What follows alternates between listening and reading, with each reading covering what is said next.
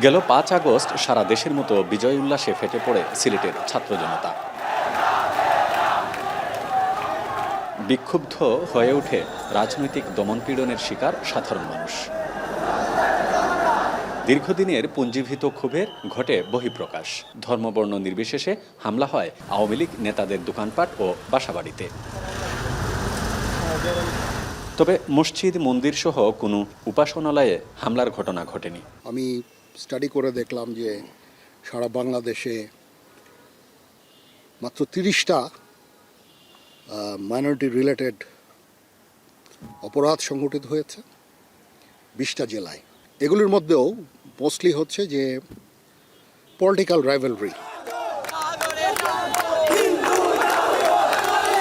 তবুও সাম্প্রতিক অপ্রীতিকর ঘটনাগুলোকে ধর্মীয় মোড়কে ফুটিয়ে তোলার চেষ্টা হচ্ছে। বিচ্ছিন্ন সভা সমাবেশ ও মিছিল থেকে বলা হচ্ছে সংখ্যালঘু নির্যাতন। এরই ধারাবাহিকতায় সিলেটেও মাঠে নামেন সনাতন ধর্মের মানুষ। স্লোগানে বক্তৃতায় মন্দির মণ্ডপে হামলারও অভিযোগ করেন তারা। তবে সিলেটে এ ধরনের কোনো ঘটনা ঘটেনি বলেও জানান তাদের ধর্মীয় নেতারা।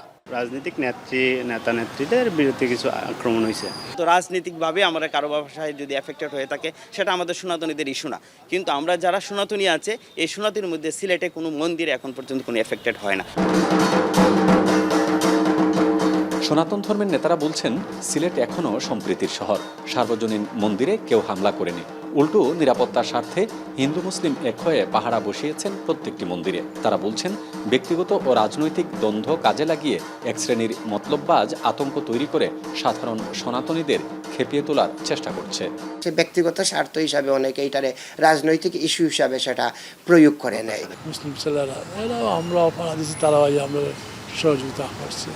সিলেট বিভাগের 4 জেলায় স্থায়ী ও অস্থায়ী মিলিয়ে প্রায় 2500-এর মতো মন্দির ও ধর্মীয় উপাসনালয় আছে। হবিগঞ্জ, মৌলভীবাজার ও সুনামগঞ্জেও কোনো মন্দির মণ্ডপ বা আশ্রমে অপ্রীতিকর ঘটনা ঘটেনি। বজায় আছে সম্প্রীতির সমাজ, বলছেন পণ্ডিত পুরোহিতরাও। আমাদের এলাকায় এ পর্যন্ত এরকম কোনো অপ্রীতিকর ঘটনা ঘটেনি। আর আমাদের এলাকার মানুষগুলা খুবই সাম্প্রদায়িক সম্প্রীতির লেভেল ওরা বজায় করে চলে। জামায়াতের নেতা ইসলা ইয়ারি আমরা যদি কোনো সমস্যা হয় তারা ফোন দিয়ে আমরা জানাইতাম, তারা নম্বর দিয়ে গেছেন এবং গ্রাম ওখানে শান্তভাবে আছে, কোনো হস্তক্ষেপ করে নাই। হবিগঞ্জ ও সুনামগঞ্জের মসজিদ মন্দিরেও স্বাভাবিকভাবে চলছে ধর্মীয় আচার ইবাদত। সংখ্যালঘুদের উপর কিংবা তাদের বাসাবাড়ি ও দোকানপাটে তেমন কোনো হামলা হয়নি বলে জানিয়েছেন হিন্দু, বৌদ্ধ, খ্রিস্টান ঐক্য পরিষদের নেতৃবৃন্দরা। এখন পর্যন্ত আমাদের সুনামগঞ্জ জেলার মাঝে কোথাও কোনো সংবাদ আমরা পাইনি। মুসলমান সম্প্রদায়ের ভাইরা আমাদেরকে যথেষ্ট এই ব্যাপারে সাহায্য সহযোগিতা করতেছে। সনাতন সম্প্রদায়ের নেতৃবৃন্দরা বলছেন সিলেট অঞ্চল বরাবরই সম্প্রীতির অন্যতম উদাহরণ। রাষ্ট্রের সংকটকালীন সময়ে ধর্মবর্ণ নির্বিশেষে দেশ গঠনে সম্মিলিত চেষ্টাই হোক প্রধান লক্ষ্য। গুলজার আহমেদ, এখন সিলেট।